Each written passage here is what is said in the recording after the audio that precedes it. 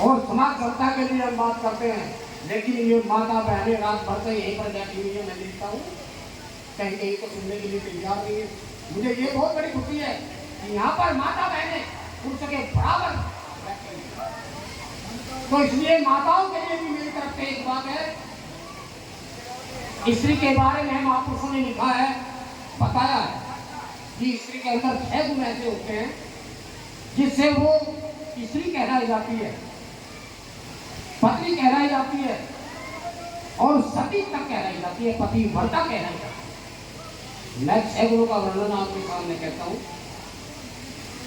उपनिषद में लिखा है, कार्येषु मंत्री, कार्येषु दासी, रूपेषु लक्ष्मी, स्नेहेषु माता, क्षमया धर्त्री, कर्म नारी, कुल धर्म पत्नी।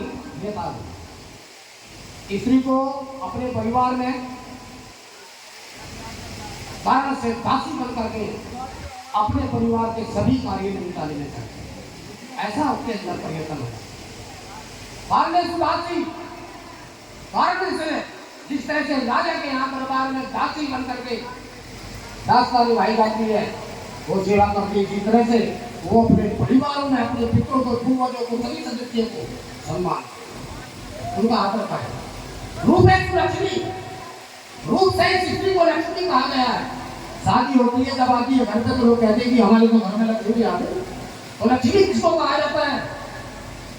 या देवी सर्वभूतेषु लक्ष्मी रूपेण संस्थिता नमस्तस्यै नमस्तस्यै नमस्तस्यै नमः। दूसरे मंत्र में कहा, या देवी सर्वभूतेषु शक्ति रूपेण संस्थिता नमस्तस्यै नमस्तस्यै नमस्तस्यै नमः। इसको शक्ति माना गया है।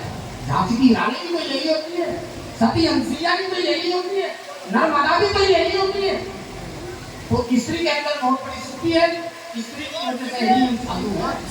लेकिन वो नहीं होती तो साधु नहीं होते, क्योंकि जन्मते तो इसी से ही है। तो इसलिए शक्ति को बहुत बड़ा सम्मान देना चाहिए। और इनको निवेदन है, रूप से लक्ष्मी, रूप से वो लक्ष्मी कब हो सकती है?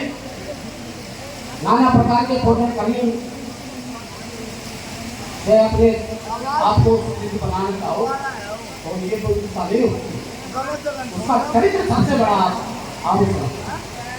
चरित्र को वो बढ़ाना है, चरित्र को मान बना करके पवित्र बनाना। इसलिए तो माता, और ऐसा उसके नेत्रों में इसलिए होना चाहिए कि माता जैसे कि बच्चे की गलती को भी क्षमा कर देती है, अपने गले में लगा लेती है, इसी तरह से अपने परिवार में या अपने पति की कोई गलती हो जाती है तो उसको क्षमा कर देती है।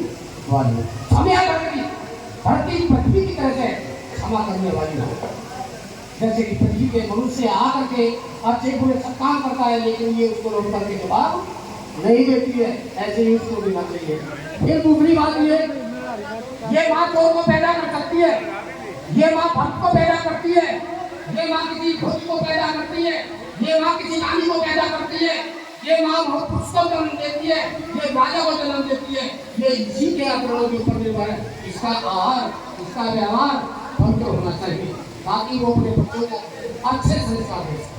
आप इस संसार में आकर के अपने परिवार के लिए धन दे सकते हो, मिट्टी बना के दे सकते हो, लेकिन यदि आपने अच्छे संस्कार दे दिए तो उनको इस चीज की कोई आवश्यकता नहीं होगी।